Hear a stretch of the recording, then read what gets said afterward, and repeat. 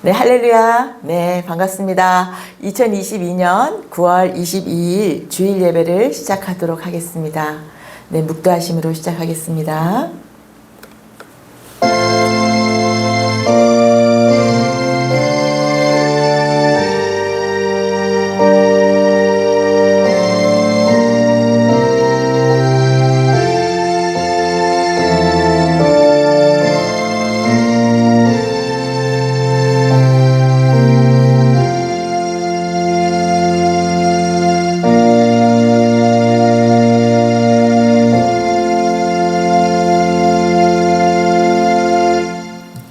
여호와여, 내가 주를 높일 것은 주께서 나를 끌어내사 내 원수로 하여금 나로 말미암아 기뻐하지 못하게 하심이니이다. 여호와여, 내 하나님이여, 내가 주께 부르짖음에 나를 고치셨나이다. 여호와여, 주께서 내 영혼을 수월에서 끌어내어 나를 살리사 무덤으로 내려가지 아니하게 하셨나이다. 주의 성도들아, 여호와를 찬송하며 그의 거룩함을 기억하며 감사하라. 그의 노염은 잠깐이요 그의 은총은 평생이로다. 저녁에는 울음이 깃들릴지라도 아침에는 기쁨이 오리로다. 아멘. 네, 신앙 고백으로 사도신경으로 신앙 고백하도록 하겠습니다. 내 전능하사 천지를 만드신 하나님 아버지를 내가 믿사오며 그 외아들 우리 주 예수 그리스도를 믿사오니 이는 성령으로 잉태하사 동정녀 마리아에게 나시고 본디오 빌라도에게 고난을 받으사 십자가에 못 박혀 죽으시고 장사한 지 사흘 만에 죽은 자 가운데서 다시 살아나시며 하늘에 오르사 전능하신 하나님 우편에 앉아 계시다가 저리로서 산 자와 죽은 자를 심판하러 오시리라. 성령을 믿사오며 거룩한 공예와 성도가 서로 교통하는 것과 죄를 사하여 주시는 것과 몸이 다시 사는 것과 영원히 사는 것을 믿사옵나이다. 아멘. 네, 찬양을 시작하겠습니다. 선생님 앉아 시작하셔도 돼요.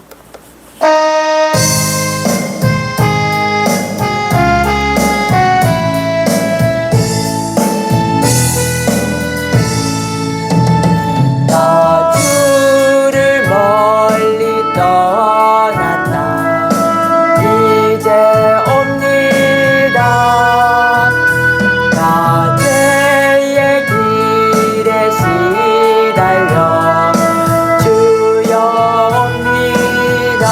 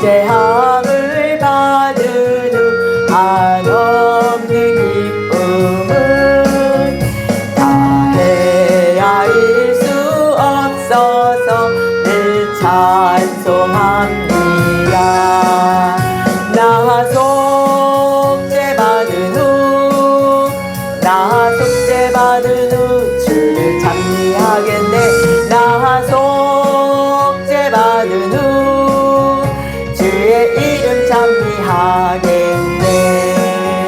나 속죄함을 받으는 내 맘이 새로워 주 뜻을 준행하면서 제 길을 버리네. 나 속죄받은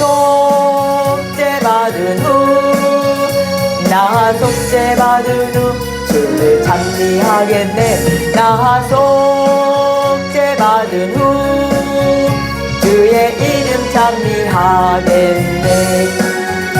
나 속죄함을 받은 후 성령이 오셔서 하나님 자녀 된 것을 곧 증언합니다. 나 속죄받은 후 주를 찬미하겠네. 나 속죄받은 후 주의 이름 찬미하겠네. 나 속죄함을 받은 후 보혈의 공로로 내 주의 은혜 입으니 늘 평안합니다.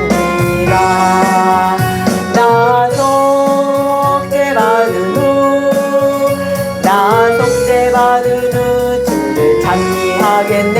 나 속죄받은 후 주의 이름 찬미하겠네.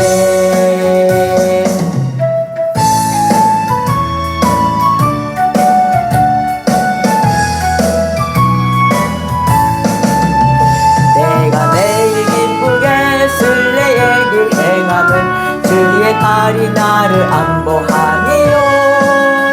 내가 주의 금복을 받는 참된 비결은 주의 영이 함께하니라. 성령이 계시네. 할렐루야 함께하시네. 좋은 길을 걸으며 밤낮 기뻐하는 것 주의 영이 함께하니라. 전에 죄에 빠져서 평안함이 없을 때 예수 십자가의 공로 힘입어 그 발 아래 엎드려 참된 평화 얻음은 주의 영이 함께함이라. 성령이 계시네. 할렐루야 함께하시네. 좋은 길을 걸으며 밤낮 기뻐하는 것 주의 영이 함께함이라. 나와 동행하시고 모든 염려 아시니 나는 숲의 새와 같이 즐겁다.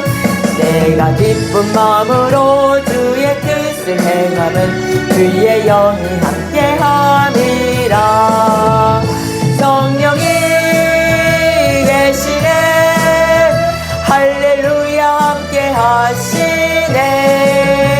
좁은 길을 걸으며 밤낮 기뻐하는 것 주의 영이 함께함이라. 세상 모든 욕망과 나의 모든 정욕은 십자가에 이미 못을 박았네. 어둠 많이 지나고 무거운 짐 벗으니 주의 영이 함께함이라. 성령이 계시네. 할렐루야 함께하시네. 좁은 길을 걸으며 밤낮 기뻐하는 것 주의 영이 함께함이라. 아멘. 다 같이 함께 기도하시도록 하겠습니다. 네, 사랑의 주님 감사합니다. 오늘도 거룩한 주일을 맞이하여 주의 자녀들이 주님의 집에 모였습니다. 하나님, 이 시간 저희들을 눈여겨 보아주시고 하나님, 저희들이 드리는 예배와 찬양과 하나님 기도를 들어 응답하여 주시옵시고 흠양하시고 하나님 아버지 기뻐 받아 주시옵소서. 하나님, 한 주간 동안 우리가 세상에 살면서 여러 가지 일로 시달리고 또 마음의 평강을 뺏겼던 저희들입니다. 하나님, 오늘 이 시간 주의 말씀을 들으며 또 예배 가운데 주님께서 평안으로 찾아주시옵시고 하나님 기쁨으로 돌아갈 수 있는 저희가 되게 하여 주시옵소서. 나의 영이 주님으로 인하여 춤을 추고 나의 영혼이 주님으로 인하여 찬양 올리며 기뻐할 수 있는 저희가 되게 하시고 매일매일 어디를 가나 기뻐 노래 부르며 찬양 부를 수 있는 저희가 되게 하여 주시옵소서. 속죄 안 받게 하시니 감사하고 구원하여 주셔서 감사하고 주 예수 그리스도 우리 하나님의 아들 예수 그리스도를 믿음으로 영원한 하늘의 백성이 되게 하시니 감사합니다. 예배의 시종일관을 주님께 맡기옵고 예수님의 이름으로 기도를 드렸습니다. 아멘. 네, 광고를 시작하겠습니다. 네, 저희 광고는 항상 똑같습니다. 네, 온라인으로 함께 예배 드려주시고 또 쇼츠 영상을 새로 올렸는데 함께 쇼츠 영상을 보아주시는 모든 분께 감사드립니다. 네, 제가 크게 보이나요? 제가 크게 보여요? 네, 그럼 됐어요. 네, 쇼츠 영상으로 여러 가지로 이제 짤막한 영상으로 올렸습니다. 그래서 구독자도 또 늘어나고 또 함께 하여 주시고 댓글도 달아주셔서 너무 감사드립니다. 네, 그리고 이제 저희가 수요일마다 오전 11시 30분에 예배를 전도를 하고 있습니다. 지하철 4호선 당고개역 2번 출구에서 수요일날 오전 11시 30분에 저희가 전도를 하고 있습니다. 전도 용품과 전도지는 다 준비되어 있습니다. 언제든지 함께 하시고 싶으신 분은 같이 함께 하실 수가 있습니다. 또 저희 교회는 월요일에서 금요일까지 저녁에 9시에 기도회를 하고 있습니다. 네, 한 분, 두 분 기도처를 찾지 못하고 또 뭔가 갈급한데 집에서는 기도가 잘 안 되시는 분들이 이렇게 한 분, 두 분 주님께서 보내주셔서 너무나 감사드리고 있습니다. 또 함께 기도하는 시간에 이 성전에 기름 부음이 성령 하나님의 기름 부음이 가득한 그런 것도 네, 충만함도 느낄 수 있어서 너무나 뜨겁게 기도하고 있습니다.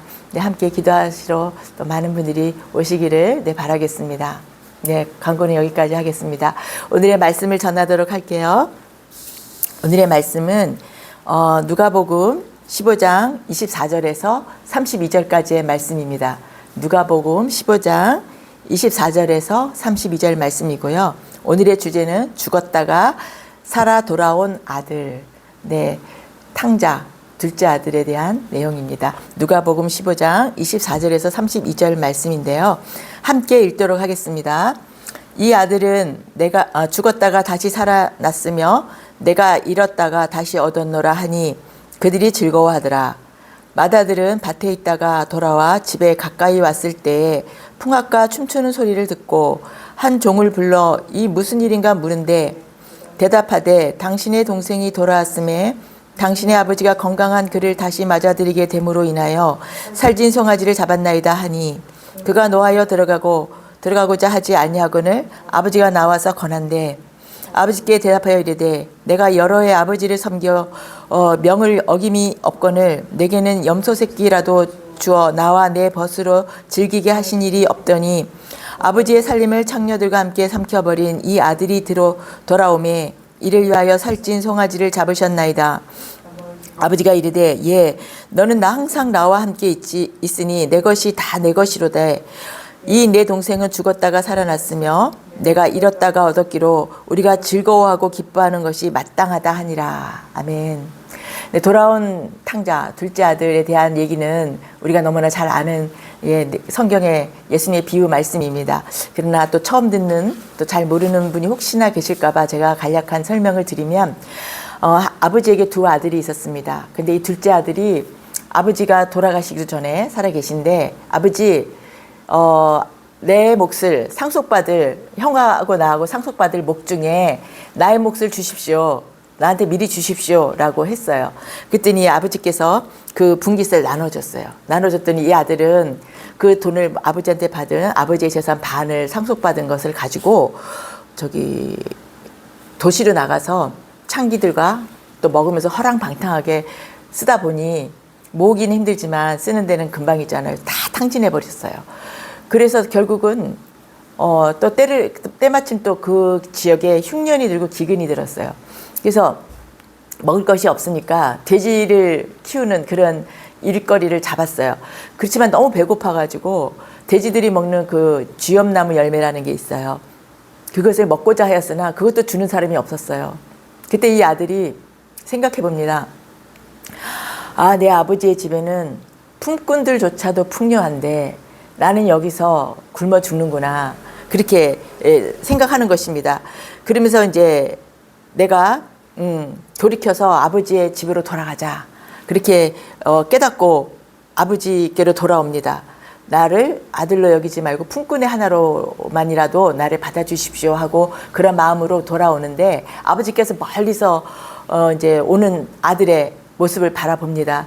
그래서 얼른 달려가서 너가 이 꼴이 뭐냐, 내 돈 다 어떻게 써, 이렇게 하시는 게 아니라 덥석 끌어 안아주시고 입을 맞춰주시면서 어서 가자 하시면서 또 집에 가서 종들에게 가장 좋은 옷을 입히고 손에 금가락지를 끼우고 또 살찐 송아지를 잡아서 우리가 잔치를 벌이자라고 하는 그런 것이 이 앞 이야기의 스토리입니다. 그 다음이 이 이야기입니다. 그래서 아버지께서 이 아들은 내 아들은 죽었다가 살아온 아들이다. 잃었다가 얻은 아들이니 어찌 잔치를 벌이지 않겠느냐 하면서 이렇게 즐거워하는 그런 장면이에요. 근데 이제 그러고 있는데 큰아들이 돌아옵니다. 막 풍악 소리가 들리고 하니까 이제 종을 불러서 이게 무슨 소리냐 했더니 당신의 아버지의 둘째 아들이 돌아왔는데 아버지께서 이렇게 잔치를 벌인다라고 하는 것입니다. 이때 이 20 본문의 24절 말씀과 32절 말씀이 중복이 됩니다. 죽었다가 다시 살아났으며 24절에도 그렇게 되어 있고 또 32절도 똑같은 말씀이 중복되어 있어요. 근데 24절에 이는 내 아들이 죽었다가 살아왔다 라는 것은 그 종들과 동네 사람들에게 이 잔치를 벌이는 이유가 죽었던 내 아들이 돌아왔기 때문에 이 잔치를 벌이는 거라라고 이유를 설명하는 게 24절 말씀이고요. 32절에 있는 이 똑같은 이 중복되는 말씀은 큰아들에게 뭐냐, 저 아버지 돈을 다 탕진하고 창기와 더불어 허랑방탕하게 쓴 저 아들한테는 이렇게 살찐 송아지를 잡아서 주면서 아버지의 명을 어기지 않고 아버지를 섬기고 또 아버지의 말씀을 잘 들었던 나한테는 염소 새끼 한 마리도 잡아서 친구들과 먹어라라고 해주지도 않으셨으면서 저 아버지 돈을 탕진하고 들어온 이 아들한테는 그렇게 하십니까? 라고 이제 노한 그 아들에게 네 동생은 죽었다가 살아왔지 않냐. 그러니 우리가 이렇게 잔치를 벌이고 기뻐해야 되지 않겠냐라는 어떤 당위성, 잔치를 벌여야 되는 당위성에 대해서 이 큰아들에게 설득하는 그런 장면으로 똑같은 그 죽었다가 살아난 아들이란 말이 이렇게 두 번 나오는 것입니다.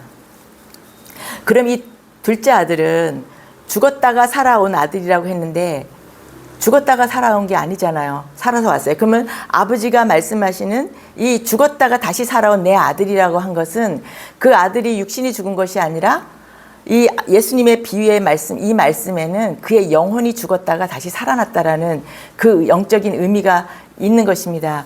네, 그래서 이 영혼의 구원에 관한 문제이죠. 영혼이 구원됐다는 이 예수님께서 이 비유를 하신 말씀에 두 가지의 큰 의미가 있습니다.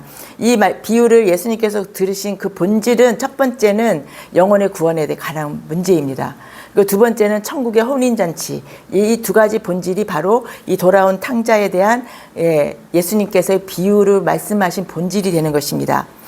네, 그러니까 영혼이 구원된 이 아들이 돌아왔으니까 죽었다가 살아난 영혼이 구원된 영혼이 죽었다가 영혼이 구원된 이 아들이 돌아왔으니 하늘의 천국에서는 혼인잔치가 열린다. 그러니 우리가 기뻐하고 즐거워하지 않겠느냐라는 당위성을 예수님께서는 강조하고 싶으신 것입니다. 바리새인들은 나는 예수님을 믿습니다 라고 한마디만 하면 되는데 아니 그렇지 않고 바리새인들은 계속 예수님을 쫓아다니면서 우리가 무엇을 하여야 영생을 얻습니까? 라고 질문합니다. 그냥 예수님 믿습니다 하는 은혜로 구원을 받을 수 있는데 믿음으로 구원을 받을 수 있는데 이 바리새인들은 무엇을 하여야 한다라는 것에 꽉 잡혀 있는 거죠. 그러니까는 은혜를 누리지를 못하는 거예요. 어떻게 보면은 그것이 자기의 공로, 내가 무엇을 하고 얼마만큼 하고 이것으로 내가 영생을 도대체 얼마만큼 해야 됩니까? 라고 묻는 것이에요. 그럼 여러분 우리가 무엇을 해서 구원을 얻는다라는 거, 영생을 얻는다라는 것이 어느 정도 해야 될까요? 그 넓이와 깊이와 그것을 우리가 다 알 수가 있을까요? 우리는 선한 사람이 없기 때문에 완벽하게 무엇을 행위로, 무엇을 또 함으로 인해서 구원을 받을 수 있는 사람은 아마 단 한 사람도 없을 것입니다. 하나님의 은혜가 아니면 구원받을 사람이 한 사람도 없다라는 거죠. 네. 근데 여기서 이 형은 동생을 용서하지 않습니다. 바로 그 형은 공로, 이 형은 굉장히 정직하고 윤리적이고 율법적인 바른 생활 형님이신 거예요. 그러니까 자기가 열심히 어떤 아버지를 섬기고 아버지에게 충성했던 자기하고 그다음에 아버지 돈을 다 탕진한 저 허랑방탕한 생활을 했던 그 동생이랑 비교를 하는 거예요. 그래서 자기의 어떤 정직하고 성실했고 윤리적이었던 것, 그것이 이 세상의 잣대로 세상에서 윤리적이고 정직하고 바른 생활한 것이 그럼 나쁜 것이냐, 그런 의미가 아니죠. 그것은 나쁜 것이 아닌데 성경에서 말하는 것은 그 마음의 중심보다는 어떤 그런 행위적인 거, 그런 것으로 자기를 의롭다 여기는 것에 대한 예수님의 말씀인 것입니다. 즉 바리새인들이 십계명을 잘 지키고 율법을 잘 지킴으로 인해서 나는 의롭다 한, 자기의 의로 충만한 것, 그것으로 구원을 받을 수 없다라는 것을 예수님께서 말씀하시는 것입니다. 그 율법을 지키고 율법에 대해서 그 준행하고자 한, 십계명을 지키고자 한 그 열심은 있었으나 그 마음의 중심에는 다른 사람을 업신여기고 모든 죄인과 세리들을 업신여기고 가볍게 여기고 무시하고 저들은 죄인들이야 라고 판단하는, 그것을 하나님께서 기뻐하지 않는다는 것입니다.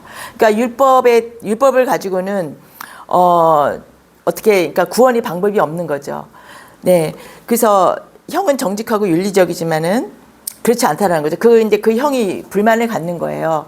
나는 아버지 말씀 잘 들었고 윤리적이고 나는 이렇게 율법도 잘 지켰던 나한테는 살찐 송아지는커녕 염소 새끼 한 마리도 잡아주지 않습니까라고, 그런 이제 야속한 마음, 서운한 마음, 괘씸한 마음, 그런 마음이 동생을 용서하지 않게 되는 것이고 동생이 다시 돌아온 것을 진정 기뻐하지 않는, 미워하는 그런 마음이 되는 거죠.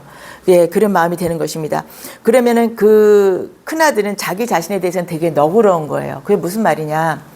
나는 행위로 아버지의 말을 잘 듣고 또 이렇게 율법을 잘 지키고 순종했다라는 그것으로 자기는 옳다고 생각하기 때문에 자기 자신에 대해서는 나는 그렇게 한 사람이야, 나는 이렇게 한 사람이야 라고 자기 스스로한테 굉장히 관대하고 너그러워요. 그러나 이제 동생에 대해서는 굉장히 인색하고 강팍한 거죠. 그런 동생을 용서를 못하는 거예요. 재산을 탕진하고 돌아온 그 동생을 그러니까 용서하지 못하기 때문에 예수님께서 비유하신 이 말씀 중에서 죽었다가 살아온 동생과 이 형은 구별이 되는 겁니다. 영생에 들어가지 못하게 되는 거죠. 영생에 들어가지 못하는 것이고, 그러면은 과연 동생을 용서하지 못하는 그것이 영생에까지 이르지 못하는 그렇게 엄청난 일이라고 우리가 좀 이해가 하기 힘들 수 있지만 그렇다라는 것입니다. 이 예수님의 비유라는 것을 세상적인 그런 얘기가 아니고 예수님의 이 비유의 깊은 의미를 우리가 들어가 봐야 되는 것입니다. 무조건 보이는 것으로 다 판단하는 것이 아닌 거죠. 동생을 용서하지 않고 그를 진정 기뻐하지 않는 것, 그 윤리적이고 행위적이고 율법적인 것으로 판단하는 것, 그것 때문에 이 큰아들은 진정 기뻐하지 못했고 그것 때문에 영생에 들어가지 못하게 되는 것입니다. 예, 근데 21절을 우리가 한번 읽어보도록 하겠습니다. 누가복음 15장 21절에 이 작은 아들이 돌아오면서 아버지께 고백하는 정말 중요한 구절입니다. 아버지, 내가 하늘과 아버지에게 죄를 지었사오니 지금부터는 아버지의 아들이라 일컬음을 감당하지 못하겠나이다 라고 합니다. 하늘과 아버지에게 죄를 지었다고 둘째 아들이 고백해요. 하늘과 아버지에게만 죄를 지었잖아요. 아버지 돈을 탕진해버리고 돌아왔으니까. 근데 이 아들은 하늘과 아버지께 죄를 지었다고 고백을 하는 것입니다. 그럼 하늘은 무엇이냐면 하늘의 아버지, 그 다음에 땅의 아버지 모두에게 제가 죄를 지었으니 나는 아들로 여기지 않으셔도 됩니다 라고 고백하는 거예요. 죄를 회개한 것이죠. 그것은 하늘에 대한 죄의 회개, 아버지에 대한 죄의 회개입니다. 그러니까 하늘에 대한 죄의 회개는 원죄에 대한 회개인 것입니다. 하늘 아버지에 우리가 죄를 짓는 것은 무엇일까요? 아담이 불순종으로 하나님 말씀을 거역하고 뱀의 꼬임에 넘어감으로 인해서 네, 아담의 원죄가 우리 모든 인류에게 왔던 그 원죄와 또 자범죄, 땅의 아버지에게 그 육신을 떠나서 허랑방탕한 재산을 다 탕진했던 그러한 어떤 자범죄, 원죄와 자범죄를 다 회개했기 때문에 이것은 온전한 회개가 되는 것입니다. 온전한 회개. 온전한 회개, 하늘 그 원죄와 자범죄 두 가지를 다 회개하는 것이 온전한 회개입니다. 그 온전한 회개를 잃은 사람에게는 천국이 상속을 받는 것입니다. 영혼의 구원을 받게 되는 것입니다. 이 아들이 그냥 반성하고 돌아온 것이 아니라 하늘과 아버지에게 내가 죄를 지었다고 회개하고 돌아왔기 때문에 죽었다가 살아난 아들이 된 것이라는 것을 우리가 놓치지 말았으면 좋겠습니다. 우리가 온전한 회개라고 하면은 전부 다 회개한다라고 이제 개념에 내가 태어나면서부터 지은 죄, 또 내가 알고 모르고 지은 모든 죄를 회개하는 것을 온전한 회개라고 우리가 생각하기 쉬운데, 그것은 물론 우리가 해결을 해야 되겠지만 여기서 말하는 온전한 회개는 원죄와 자범죄를 다 회개하는 것을 말하는 것이고요. 그렇게 했을 때 우리의 영혼은 구원되는 것입니다. 하늘의 백성이 되는 것이라는 것을 말씀드리고 싶습니다. 둘째 아들이 죽었다가 산 것은 육신이 아니라는 것을 여기서 또 알 수가, 이 구절에서 우리가 알 수 있는 것입니다. 그 영혼이 구원되어서 다시 돌아왔다라는 것을 말씀드리는 것입니다. 바리새인들은 구약을 그렇게 잘 알면서도 원죄에 대해서 회개를 안 하는 거죠. 모르니까 인정을 안 하는 거죠. 자기들이 율법을 잘 지키고 십계명을 잘 지키고 여러 가지 그 장로들의 전통, 수많은 정말 그런 것들은 열심히 잘 지켰기 때문에 스스로 의롭다고 여기는 것입니다. 그렇기 때문에 자기들이 죄인이라는 인식이 없는 거예요. 그러니까 회개도 하지 않는 거죠. 회개를 하지 않기 때문에 영혼의 구원에 이르지 않는 것입니다. 왜 회개를 하지 않느냐? 내가 하늘의 아버지께도 내가 죄를 지은 것을 모르고 있고, 나는 너무나 율법과 십계명을 잘 지키고 있기 때문에 나는 의롭다고 여기기 때문에 원죄와 자범죄 모두를 회개하지 않는 것입니다. 그렇게 되면 그들에게는 영혼의 구원이 일어나지 않는 것이 되는 것입니다. 그게 독사의 자식들이라 라고 예수님께서 계속하신 그 말씀이 되는 것입니다. 잠깐 누가복음 15장을 전체를 한번 우리가 1절부터 쭉 한번 그 배경을 한번 보도록 하겠습니다. 1절에는 굉장히 중요한 구절이, 누가복음 15장에서는 중요한 것이 1절과 2절 말씀입니다. 1절을 읽어볼게요. 모든 세리와 죄인들이 말씀을 들으러 가까이 나아오니, 2절, 바리새인과 서기관들이 수군거려 이르되 이 사람이 죄인을 영접하고 음식을 같이 먹는다 라고 합니다. 그 당시에 율법에는 이 세리 또 창기 모든 그런 사람들은 죄인으로 취급했어요. 그래서 율법에 의해서 그런 자들을 집안에 들여놓으면은 나도 같이 부정한 것이 되는 것이기 때문에 그런 창기들과 세리들과 함께 어울릴 수가 없는 것이 율법이었어요. 그리고 또 뭐냐면은 그렇게 되는, 그 음식을 또 함께 먹으면 더군다나 안 되는 거였고요. 안식일에 더군다나 안식일에 그들의 집에 불러들여서 그들과 함께 음식을 먹는다라는 것은 이 바리새인과 유대인들에게는 있을 수가 없는 일인 거예요. 그렇지만 예수님께서는 그러한 모든 죄인과 세리들에게도 또 바리새인들에게도 복음을 다 전했죠. 근데 바리새인과 서기관들은 이 말씀을 들으려도 하지 않고 자기들이 옳기 때문에, 자기들이 죄인이라는 것을 깨닫지 못하기 때문에 예수님의 말씀을 받아들이지 못하는 거예요. 근데 모든 죄인과 세리, 창기들은 자기들이 죄인인 거예요. 그러니까 예수님의 말씀을 갈급해서 들으려고 자꾸 가까이 오는 것입니다.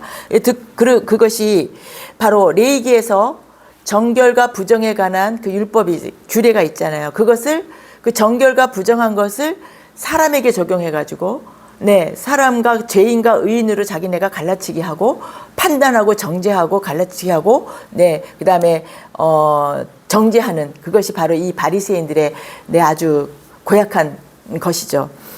그래서 이런 것들, 그러면서 이제 여러 가지 율법은 잘 지키고, 뭐 그릇을 닦는다든지, 안식일에 어디 나가지 않는다든지, 뭐 죄인들이나 세리들과 같이 함께 밥을 먹지 않는다든지, 이런 건 너무나 잘 지키지만 그 마음속에서 그들을 멸시하고 조롱하고 무시하고 경멸하는 그런 마음속에 일어난 죄에 대해서는 보이지 않기 때문에 그것을 자기들은 죄라고 인식을 못하고 해결하지 못하는 것입니다.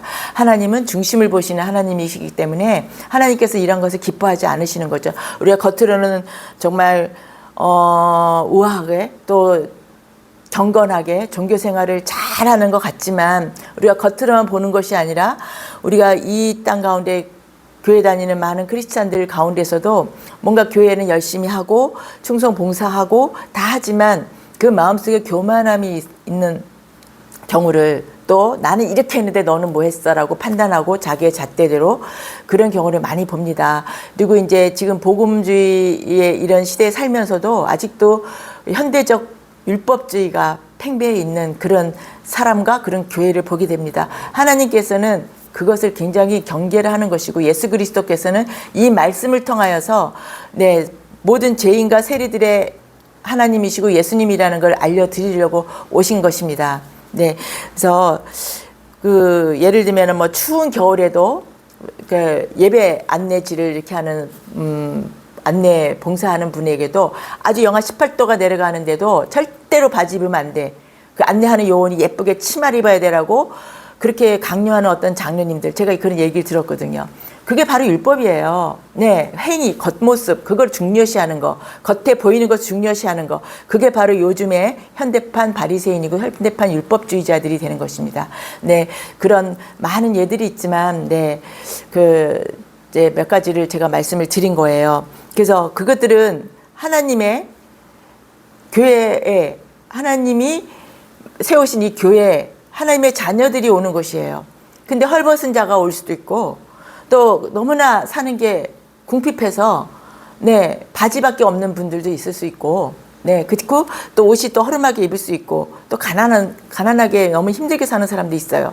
근데 그것을 내 세상적인 시각으로 잣대로 저 사람은 복을 받지 못, 하나님의 복을 받지 못했으니까 저렇게 가난하게 사는 거지. 뭔가 잘못한 게 있을 거야. 그런 식으로 판단하는 거. 하나님께서는 그거 굉장히 경계하는 겁니다. 우리 정말 그거 조심해야 된다고 제가 이 시간에 정말 말씀을 드리고 싶습니다. 그것은 바로 예수님을 대적하는 거예요. 영혼이 구원돼서 예수님의 자녀인데 예수님이 내 사랑하는 아들이고 내 사랑하는 딸이라고 하시는 그 아들을 내가 정죄하고 비판한다? 그는 그의 아버지이시고 그의 주님이신 예수님을 대적하는 것이 되는 것이기 때문에 무서운 것입니다. 정말 그것을 그의 예수님을 같이 믿는 교회 안에 성도들에게는 그 예수님께서 함께 하시는 분인 것을 인식하는, 그래서 모든 사람을 정말 예수님을 대하듯 대하는 모두가 되시기를 주님의 이름으로 축복합니다. 모든 세리와 죄인들이 말씀을 드리러 예수님께로 이렇게 모여듭니다. 그들이 왜 오겠어요? 영생을 받기 위해서, 구원을 받기 위해서 예수님께 몰려오는 것입니다. 그러나 이들에게는 이미 그 모여든 그 모든 세리와 죄인들과 세리들에게는 이미 벌써 구원받은 백성들이 있는 거죠. 그렇지만 이 바리새인들도 예수님께로 나옵니다. 근데 그들은 수군거리면서 비난하고 정죄하고 이 사람이 죄인들과 함께 먹는구나. 이 사람이 아이고 안식일에도 같이 먹네. 이 사람들하고 같이 음식을 먹네. 아이고 저 율법을 어겼어. 죄인들과 함께하는 저 사람이 하나님의 아들 예수라고 말도 안 돼. 이렇게 정죄 판단하는 것이 바리새인과 서기관들이죠. 그런 그 사람들은 예수님을 모함하고 비판하고 정죄해서 함정에 빠뜨리려고 하는 그런 독한 마음이 중심에 있기 때문에 독사의 자식들인 것이죠. 그렇지만 삐딱하게 이제 흠잡을 데 없나 이렇게 보는 거죠. 그렇게 되는 것은 예수님의 복음의 말씀을 드리려고 하는 이 모든 죄인과 세리들과는 완전히 예수님께 나오는 기본 마음밭이 벌써 다른 거예요. 모든 세리와 모든 죄인과 세리들은 여기 15장 전체 말씀 중에 세 가지 비유가 나오는데 잃어버린 양, 잃어버린 한 드라크마, 탕자, 아들에 대한 세 가지 비유가 예수님께서 말씀을 하시는 것입니다. 그러면 이 잃어버린 양이 바로 이 모든 죄인과 세리들인 것이에요. 이 잃어버린 양이 아들, 이렇게 이 잃어버렸다라는 것은 죄인이라는 것이에요. 죄인으로 잃어버린 거예요. 잃어버렸지만 그들이 다시 찾았다. 그들을 잃어버린 양, 잃어버린 드라크마, 그다음에 돌아오지 않은 떠난 아들, 이들은 다 죄인이죠. 근데 그들을 다시 찾으신 거예요. 그 한 마리 양도 찾고 한 마리 드라크마를 찾은 거는 바로 그들이 회개했다라는 것이 되는 것입니다. 네, 그래서 모든 죄인 중에 회개하는 자들인 것입니다. 모든 죄인 중에 회개하는 자들이 있다라는 것이에요. 그들은 그들의 영혼을 잃어버렸다가 다시 찾은 것이 되는 것입니다. 둘째 아들처럼 내가 하늘의 아버지와 육신의 아버지에게 내가 죄를 지었으니 그렇게 온전한 회개를 하는 사람들은 주님께서 그들을 구원하여 주시는 것입니다. 네, 이 죄인이라고 고백한 사람 중에는 반드시 생명책에 이름이 있다라는 것을 말씀을 드리고 싶습니다. 스스로 의인이라고 주장하는 바리새인이나 서기관들, 그다음에 율법 교사들한테는 예수님께서는 복음을 전하지 않습니다. 이 비유의 말씀도 그들은 알아듣지를 못하게 되는 거죠.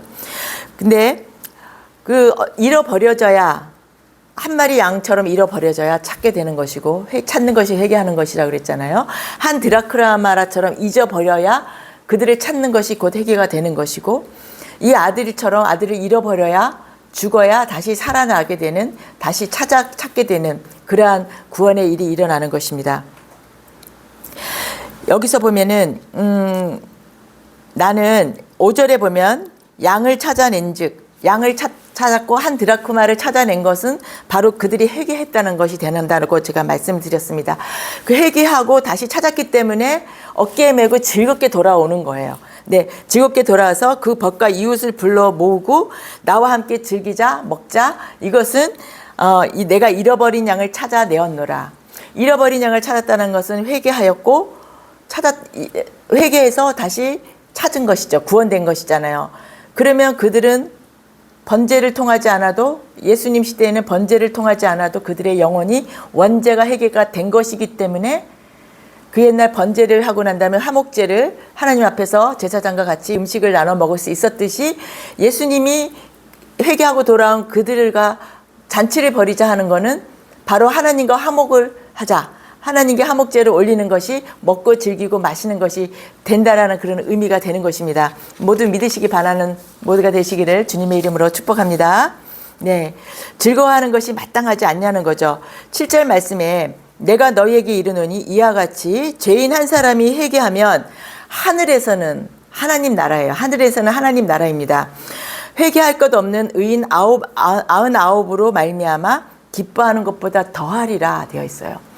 회개하여 돌아온 한 사람이 회개하면 하늘에서는 이 돌아온 탕자의 이야기, 이 모든 15장의 말씀을 어떤 작은 아들, 아버지, 큰 아들의 관점에서 이렇게 해석하는 것이 아니라 하나님 나라의 관점에서 이것을 보시는 것이 중요한 것입니다.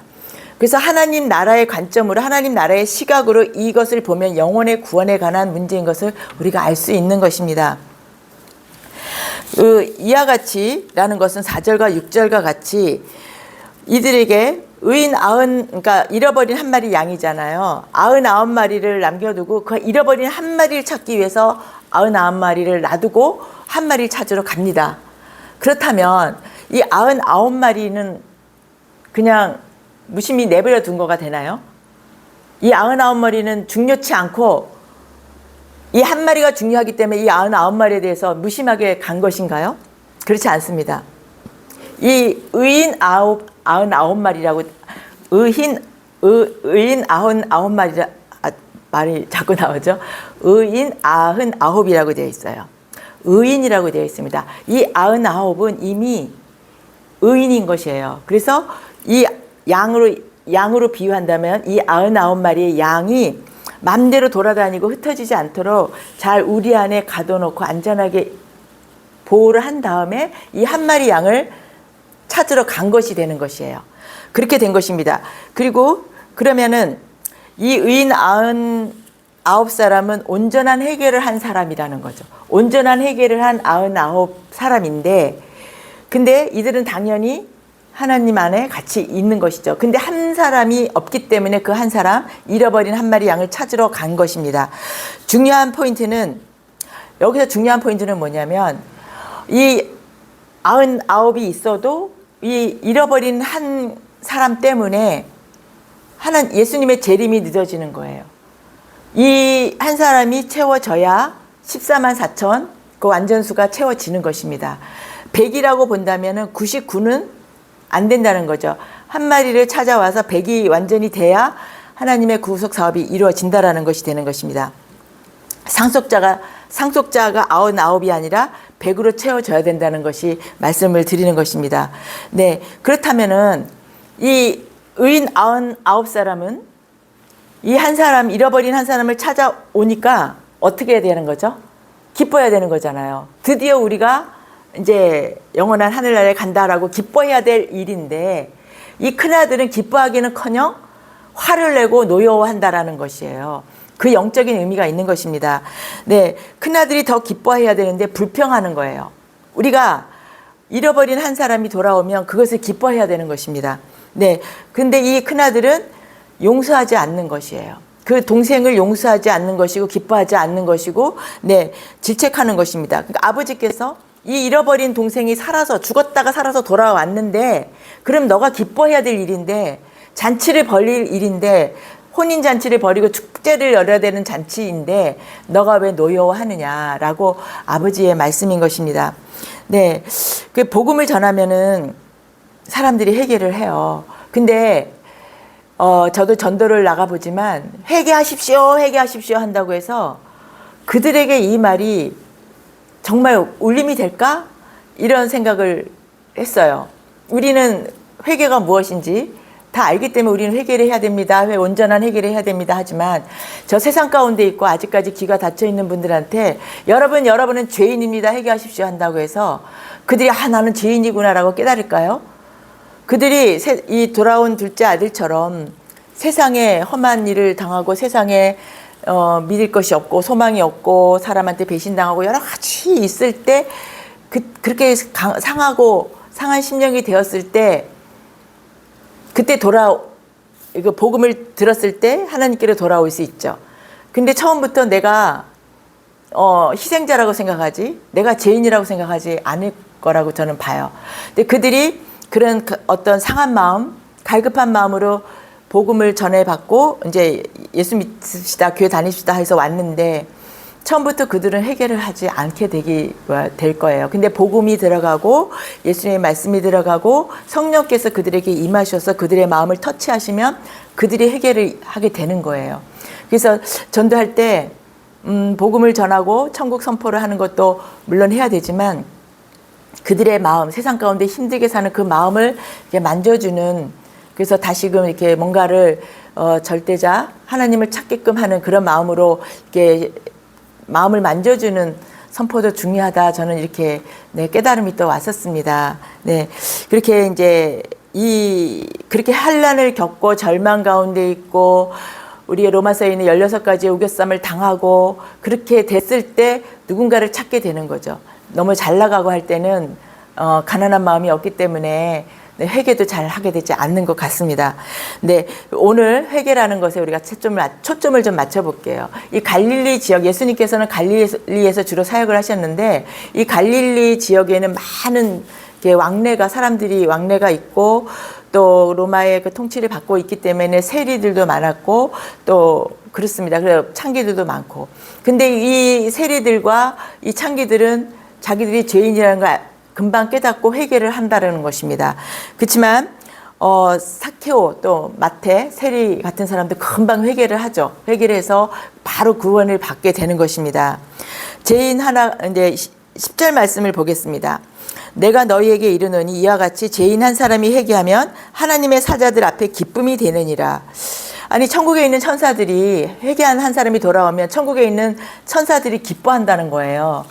물론 기뻐하는 게 이상하지는 않겠지만 굳이 이 말씀을 성경에 예수님께서 써놓은 이유는 무엇일까요? 그러면 이제 이것은 뭐냐면 죽었다가 살아온 이 사람은 하늘의 가치로서는 생명에 있는 자로 돌아온 거예요. 생명에 있는 자로 돌아오고 하나님의 자녀가 된 것이에요. 하나님의 자녀라는 것은 하나님의 상속자라는 의미가 되는 것입니다. 오늘도 이 아들도 상속자였잖아요. 그 뜻이 자녀는 상속자라는 개념이에요. 그러면 천국은 상속자를 찾는 그런 천국에 그 백성들이 들어가는 건 상속자를 찾는 것이에요. 천국을 상속받을 사람들. 근데 천사들이 기뻐한다라는 거예요.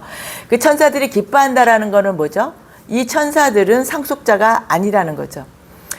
진정한 천국의 상속자는 구원받은 백성들이 상속자라는 것이 되는 것입니다. 우리들이 상속자인 것이 된다라는 것이죠. 그래서 그거는 우리가 상속자로 다시 돌아오면 성령, 성자, 성부, 성자, 성령 하나님께서도 기뻐하시고 천사들도 기뻐하고 땅에 있는 나도 기뻐하는 이 세 가지가 다 이루어지는 것입니다. 잔치가 벌어지는 그런 일이 되는 것입니다. 네, 바로 내가 상속자가 되느냐, 내가 바로 그 주인공, 천국의 상속자가 되느냐가 중요한 거예요. 네, 그것이 내 구원이 정말 중요한 것입니다. 물론 모든 사람의 영혼 구원을 위해서 우리가 전도도 하지만 첫 번째는 내 구원을 확실하게 붙잡고 있는 그것이 가장 중요하다는 것을 말씀을 드리고 싶습니다. 여기서 아버지께서는 내 아들은 죽었다가 살아났다. 양이나 드라크마 비유에서는 잃었다가 얻었다라고 되어 있어요. 근데 이 둘째 아들에 대해서만큼은 죽었다가 살아났다라고 이 비유가 되어 있는 것입니다. 24절과 32절에 죽었다가 살았다고 이렇게 두 번 말하지 않았으면 우리가 이 둘째 아들에 대한 것도 그냥 잃었다가 찾았다라는 것으로 같이 잃어버린 양, 잃어버린 드라크마처럼 또 잃어버린 아들로 이렇게 넘어갈 수 있어요. 근데 여기서 두 번이나 이렇게 강조한 것은 예수님의 의도가 있는 거죠. 죽었다가 살아났다라는 거, 영혼이 죽었다가 살아났다라는 것을 강조하고 싶은 영혼의 구원에 관한 예수님의 말씀이신 것입니다. 하늘 해석을 하려면은 죽었다가 살아야지 온전한 해석이 되는 것이에요. 영혼의 구원이라는 결론에 도달하려면은 그렇게 온전한 해석이 돼야지 영혼의 구원에 도달한다라는 영혼 구원에 대한 그 결과를 그러니까 도출하려면은 죽었다가 살았다라는 표현을 써야 된다는 것입니다. 근데 이 아들은 그것을 해석하지 못하고 땅의 영적 세계를 모르고 땅에 그냥 재산을 탕진하고 살찐 고기를 먹이고 금가락지를 끼운 이 육의 세계, 땅의 것만 바라보는 큰아들이 되는 것이죠. 네. 그래서 그럼 이 둘째 아들은 이미 아버지의 재산 반을 갖고 다 써버렸기 때문에 땅의 상속은 없는 거죠. 아버지의 재산 중에 반은 큰아들이 가져가 있고 작은 아들이 가져간 이건 다 탕진했기 때문에 이 큰아들이 지금 화가 났는데 동생한테 나눠주지 않을 것 같아요. 이 둘째 아들은 하늘의 상속자는 되었지만 이 땅에서는 여전히 넉넉지 않게 살겠죠. 그렇지만 하늘의 상속자가 되었기 때문에 이것이 기뻐하고 즐거워하고 잔치를 벌릴 일이다라는 예수님의 비유 말씀인 것입니다. 이 둘째 아들은 영원히 구원되었고 하늘의 기쁨이 되었고 이 땅 가운데 기쁨이 되었고 천사들의 기쁨이 되었고 그것이 곧 나의 기쁨이 되는 그런 완전한 기쁨이 되는 것입니다. 이 세상에 아무리 사탄마귀 귀신이 이 세상에 어떤 권세를 잡고 있다 할지라도 하늘의 상속자를 이기지 못합니다. 하늘의 상속자, 하나님의 상속자인 하나님의 자녀는 하나님께서 꽉 붙잡고 계시고 천사들을 보내사 지켜주시고 보호하시는 것입니다. 왜냐하면 영혼은 구원됐지만 우리의 육신은 아직까지 이 땅 가운데 있고 완전한 그 둘째 부활이 일어나지 않았기 때문에 우리의 육신을 천사들이 지켜주고 보호해 주시는 것입니다. 우리의 그런 하나님의 은혜가 우리에게 있음을 믿으시기 바라겠습니다. 네, 다른 믿음이 온전한 사람은 다른 사람의 잘못, 특히 형제 자매들의 믿는 자들, 하나님의 백성이 된 나와 똑같은 하나님의 상속자가 된 하나님의 자녀, 나의 형제 자매들을 용서하고 사랑해야 되는 것입니다. 그것이 하나님께서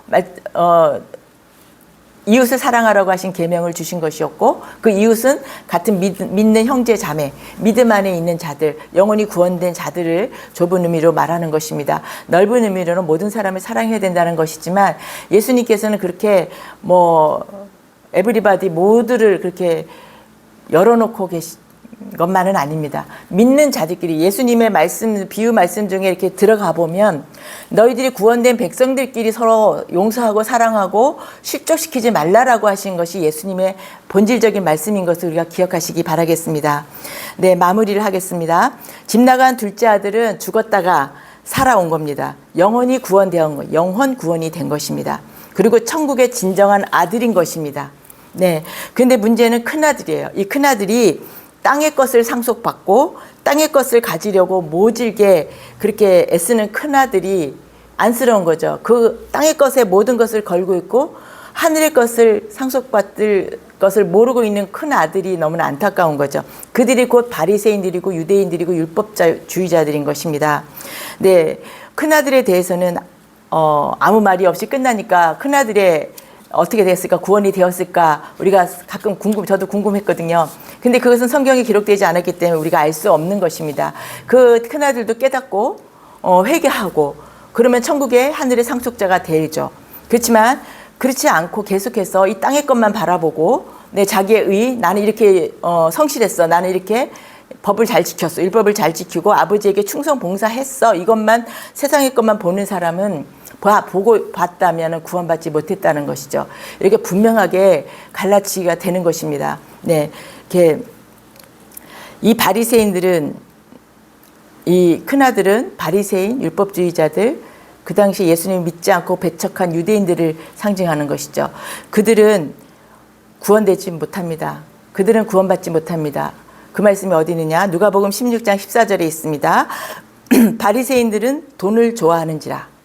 여기서 예수님께서 딱 말씀하신 거예요. 바리새인들은 돈을 좋아하는지라. 돈은 일만하게 뿌리라고 했어요. 그 두 주인을 섬길 수가 없다고 했어요. 근데 이 큰아들도 바리새인들도 여기 16장 14절 말씀처럼 돈을 좋아하는지라. 그들은 세상의 상속자가 되는 길을 바라는 거죠. 그냥 여기서 먹고 마시고 즐기는 이 상속자, 영원한 생명의 상속자, 천국의 상속자가 되기를 원치 않는 거가 되는 것이죠. 네, 그러한 그들을 정말 안타깝죠. 사랑하는 성도 여러분, 하나님의 나라는 성부와 또 성자와 성령의 기쁨이 되는 것입니다. 그리고 천사들의 기쁨이 되는 것이에요. 하나님 나라의 백성은. 네, 그리고 땅에 우리들에게도 기쁨이 있는 것입니다. 이렇게 온 천하가 다 기쁨으로 누리는 그런 우리 구원된 우리들이 되는 것입니다. 네, 이 기쁨이 마땅한 것이죠. 이 기쁨이 당연한 것입니다. 네, 당연한 것이고 잔치를 벌일 수 있는 그러한 정말 마땅한 것이 되는 것입니다. 이것이 바로 천국의 현재를 사는 것이죠. 기쁨을 누리고 잔치를 벌이고 이 땅 가운데 이 둘째 아들처럼 다 빈털터리가 돌아왔지만 그는 구원받은 영혼의 상속자이듯이 그것이 기쁘고 잔치를 벌일 일이듯이 우리들은 이 땅 가운데 어떻게 살든 간에 사람들의 눈으로 볼 때는 곤란에 살고 또 궁핍에 살고 또 여러 가지 질병 가운데 힘들게 살지언정 우리의 구원된 영혼은 우리가 천국의 현재성을 누릴 수 있는 충분한 그런 영적 생명의 가치가 있는 것인 것을 말씀드리고 싶습니다. 네, 하나님의 상속자인, 하나님 나라의 상속자인 우리는 이 땅에서도 즐거워하면서 천국의 형제들인 우리 서로를 사랑하고 용서하고 그렇게 살아가는, 그래서 기쁨으로 충만한 저와 여러분이 모두 되시기를 주님의 이름으로 축복합니다. 이 말씀을 생각하면서 함께 기도하시겠습니다. 네, 주님 감사합니다. 이 둘째 아들처럼 하나님을 모르고 예수 그리스도를 모르고 정말 내가 잘났고 내가 의욕에 가득 차서 살아왔던 그 모든 삶들, 내가 하나님 되어 살던 것들, 내 의로 충만해서 살았던 모든 것들을 하나님 깨닫게 하시고 회개하고 하늘의 아버지와 땅의 아버지, 이 세상 모든 것을 다 회개하고 용서하고 회개하고 돌아와서 영혼의 구원을 받게 하신 것, 또 하늘의 상속자로 삼아주신 것 주님 너무나 감사합니다. 하나님 그 은혜가 얼마나 큰지 주님을 더 알수록, 주님이 주신 그 성경 말씀을 알아갈수록 그 은혜가 깊이가 너무나 정말 벅차오릅니다. 하나님 아버지, 이 땅 가운데 사는 것은 우리에게 고난을 주고 우리를 실망시키고 여러 가지 정말 이해할 수 없고 알 수 없고 정말 많은 일들이 일어나지만 하나님 아버지, 그것이 우리를 결코 구원된 우리의 영혼을, 하늘의 백성된 우리를, 상속자인 우리를 하나님 떨어뜨리지 못함을 믿습니다. 하나님 우리를 그렇게 또 구원의 나라까지 이끌어 가시고 지켜주시고 인도하여 주실 주님이심을 믿습니다. 하나님 아버지, 많은 주님의 자녀들이 하나님 진리의 말씀, 복음의 말씀을 온전히 깨닫고 하나님 아버지 이 땅 가운데 살면서 하나님 아버지 신앙생활을 하면서 육신의 것과 율법에 관한 것과 보이는 것, 이 땅의 것들을 보는 것이 아니라 하늘의 영혼의 하나님, 그 하나님 나라의 관점에서 볼 수 있는 그러한 진정한 크리스찬들, 진정한 주님의 자녀들, 하늘의 천국 백성들이 되기를 간절히 원합니다. 주님 그렇게 하실 주님을 찬양합니다. 우리의 구원됨으로 인하여서 기뻐하시고 하나님 아버지 잃어버린 한 마리 양으로 잃어버린 한 드라크라마로 또 잃어버린 아들이 돌아옴 죽었다가 살아난 아들이 돌아옴으로 하늘에서 천국 잔치를 벌이시는 하나님 아버지를 찬양합니다. 우리를 그렇게 존귀하게 여기고 우리를 그렇게 높이 여기고 우리를 사랑하시고 축복하시는 주님을 찬양합니다. 예수 그리스도의 이름으로 기도드렸습니다. 아멘. 우리가 봉헌 찬양을 하도록 하겠습니다.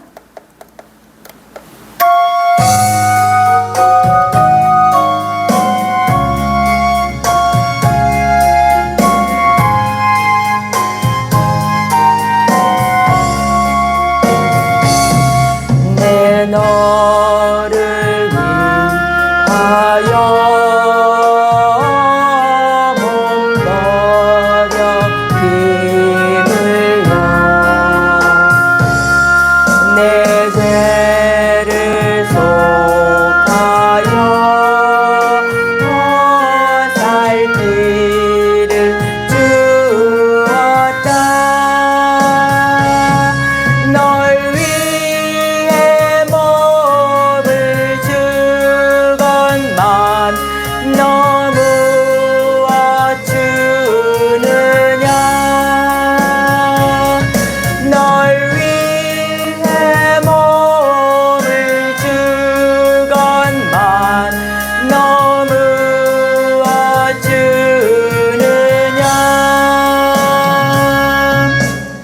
위하여 주님 감사합니다. 주님의 몸된 교회를 세우시고 하나님 아버지 주님께서 주님의 사랑하는 자녀들을 한 분, 두 분 이곳에 보내주시니 감사합니다. 하나님 아버지 또한 우리가 주님이 주시는 모든 축복 가운데 주님께 정성스럽게 가져고 왔습니다. 주님 또한 무명으로 11조를 드리는 손길도 기억하시고 하나님 아버지 어려운 가운데 11조와 감사헌금과 각종 특별 헌금으로 하나님 아버지께 올려드리는 많은 손길들을 주님 축복하여 주시고 하나님 아버지 그들에게 하나님 영혼의 축복을 주시사 그와 그 가정 모두가 영혼의 구원되고 천국의 백성이 되는 그러한 귀한 축복으로 주님 은혜 베풀어 주시옵소서. 하나님 아버지 주님의 자녀들이 세상 가운데 살면서 물질로 인하여 시험받지 않게 하시고 하나님 아버지 주님 그 물질로 하나님 아버지 주님을 기뻐하고 주님을 묵상하는 그러한 일에 마음과 신경과 시간을 뺏기지 않도록 주님 축복하여 주시옵소서. 그렇게 하실 주님을 찬양합니다. 예수님의 이름으로 기도드렸습니다. 아멘. 이제는 우리 주 예수 그리스도의 크신 은혜와 하나님의 무한하신 사랑과 성령 하나님의 내주 인도 교통 충만하심이 하늘과 아버지께 죄를 지었음을 깨닫고 회개하고 돌아와 천국의 상속자가 된 둘째 아들처럼 우리들도 천국의 상속자가 되어 하늘 기쁨, 땅 기쁨, 나의 기쁨에 영적 축복의 자녀임을 확신하며 기쁘게 살아가기를 결단하는 사랑하는 모든 성도님들과 그 가족과 기업 위에 이제로부터 영원히 함께 계실지어다. 아멘. 네, 마지막 찬송 하나 부르고 끝내겠습니다.